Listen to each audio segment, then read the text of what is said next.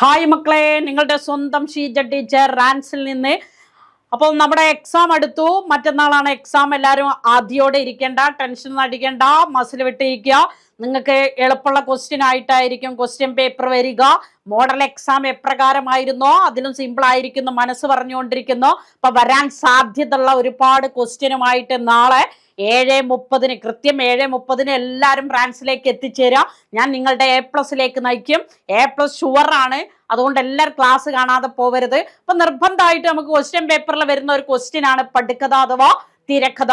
പടുക്കഥ എഴുതുമ്പോൾ ഇതും question പേപ്പറിലെ paragraph വൈസിൽ തരും. ആ പാരഗ്രാഫ് നിന്നാണ് നമ്മുടെ ലോജിക് ഉപയോഗിച്ച് ആൻസറിലേക്ക് എത്തേണ്ടത്. അപ്പൊ പടുക്കഥ എഴുതുമ്പോൾ ശ്രദ്ധിക്കുക, നമുക്ക് ദൃശ്യം വേണം അല്ലെ. സിനിമ ഷൂട്ട് ചെയ്യുന്ന സമയത്ത് അതായത് നമ്മുടെ സ്ഥലം അല്ലെ, അതൊരു വല്ലാത്തൊരു സംഭവം തന്നെയാണ്. ദൃശ്യം വേണം. ദൃശ്യം എഴുതി കഴിഞ്ഞാൽ സ്ഥാൻ കൊടുക്കണം.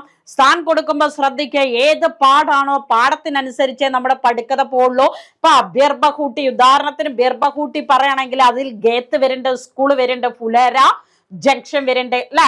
അതുപോലെ നമുക്ക് വന്നു പിന്നെ ദിശാഹീൻ ദിശ അല്ലെ, അതെന്നൊക്കെയാണ് ക്വസ്റ്റ്യൻ വരുന്നെങ്കിൽ അത് വന്നു കഴിഞ്ഞു. അത് ഭോപ്പാൽ തടാണ് സ്ഥലം വരുന്നേ. അതുപോലെ ഫൂൽ ദേഹിക്ക ത്യോഹാർ ക്വസ്റ്റ്യൻ വന്നിട്ടില്ല, ഷുവർ പാടാണ്. നന്നായിട്ട്, അതായത് ആ പാഠം നന്നായിട്ട് നോക്കി വെക്കുക. ആ പാഠത്ത് നിന്ന് എന്തായാലും ഒരു 7 മാർക്കിന്റെ ക്വസ്റ്റ്യൻ പ്രതീക്ഷിക്കാം. അപ്പൊ നാളെ എല്ലാവരും ക്ലാസ് കണ്ടിരിക്കുക. അപ്പൊ സ്ഥാൻ ചോദിച്ചാൽ നമ്മുടെ ഏത് പാടാണോ അതിനനുസരിച്ച്. ഫുൽ ദേഹിക്ക ത്യോഹാർ ആണെങ്കിൽ ഉത്തരാഖണ്ഡ്, ഒന്നും ചിന്തിക്കേണ്ട, ഉത്തരാഖണ്ഡ് ആണ്. അതുപോലെ തന്നെ നമ്മുടെ ചാർലി ചാപ്ലിന്റെ പാഠഭാഗത്തു നിന്നാണ് ലണ്ടൻ അല്ലെ. അപ്പൊ ഇങ്ങനെ ഓരോ പാഠഭാഗത്തു നിന്നും ഗുഡ്ലി തോ പരായി എന്നാണെങ്കിൽ ഗുഡ്ലി കാ ഘർ സ്ഥാൻ കൊടുക്കുക. അടുത്തത് വരുന്ന സമയം, ടൈം കൊടുക്കണം, വെരി ഇമ്പോർട്ടന്റ് ആണ് ടൈം.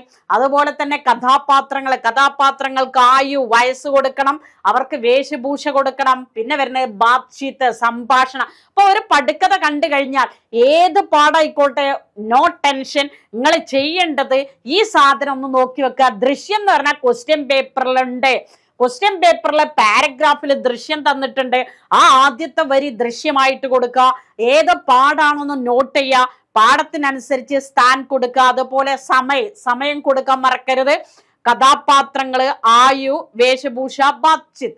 ഇവിടെ ടാക്കൂർ കാ കുവാണെങ്കിൽ സ്ഥാൻ എവിടെ കൊടുക്കും? ടാക്കൂർ കാ കുവയിലെ, അതായത് ഗംഗി വെള്ളമെടുക്കാൻ പോകുന്ന ഭാഗമാണെങ്കിൽ ടാക്കൂർ കാ കുവ എടുക്കാം.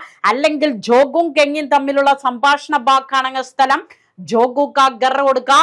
സമയ സുബഹ് കൊടുക്കുക. സുബഹ് 9 ബജെ, അതായത് 9 മണി.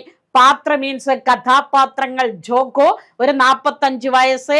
തഹ്മദ് പഹൻ താഹെ, തഹ്മദ് മീൻസ് ലുങ്കി ധരിച്ചിരിക്കുന്നു.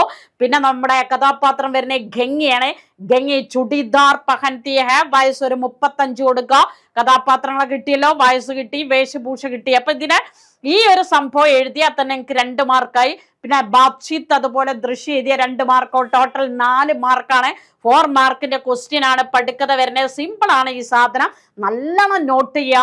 അപ്പൊ ബാത്ചീത്ത് ചോദിച്ചു കഴിഞ്ഞാൽ അതിൽ ക്വസ്റ്റ്യൻ പേപ്പറിൽ ഇൻവെർട്ടഡ് കോമയില് ചിലപ്പം തന്നിരിക്കും, അല്ലെങ്കിൽ സന്ദർഭത്തിനനുസരിച്ച് നിങ്ങൾ ആൻസർ എഴുതേണ്ടി വരും. ഓക്കെ, അപ്പൊ ഇത്രയും സാധനമാണ് പടുക്കഥയിൽ ചോദിക്കുക. ഏത് പാഠം വരാൻ സാധ്യത ഉണ്ട്. അപ്പൊ എന്തായാലും പടുക്കഥ ഒരൊറ്റ ക്വസ്റ്റ്യനും ഒഴിവാക്കരുത്. എല്ലാ ക്വസ്റ്റ്യനും അറ്റൻഡ് ചെയ്യാൻ ശ്രമിക്കുക. ഓർ ക്വസ്റ്റ്യൻ കൂടിയുണ്ട്. അപ്പൊ നന്നായിട്ട് അറിയണത് മാത്രം വേഗം എഴുതുക. കൂൾ ഓഫ് ടൈം, നന്നായിട്ട് കൂളായിട്ട് ക്വസ്റ്റ്യൻ പേപ്പർ നന്നായിട്ട് വായിക്കുക. വായിച്ച് മനസ്സിരുത്തി വായിച്ചതിന് ശേഷം മാത്രമേ ആൻസർ കണ്ടെത്താവൂ. അറിയുന്ന ആൻസർ മാത്രം ആദ്യം എഴുതുക. അവസാനം ഒരു നിഗമനത്തിൽ പോയിട്ട് നിങ്ങൾക്ക് മനസ്സിലായ, അതായത് ഇതൊക്കെ നിങ്ങൾ പഠിച്ചിരിക്കും അല്ലെ, പഠിച്ച സാധനമാണ്. പിന്നെ ക്വസ്റ്റ്യൻ, ഹിന്ദിന്റെ പ്രത്യേകത ക്വസ്റ്റ്യൻ പേപ്പറിൽ തന്നെ എല്ലാ സാധനം ഉണ്ട്. അപ്പൊ അതൊന്നും എടുത്ത് എഴുതാനുള്ള യാതൊരുവിധ ടെൻഷനും വേണ്ട. ഓക്കെ.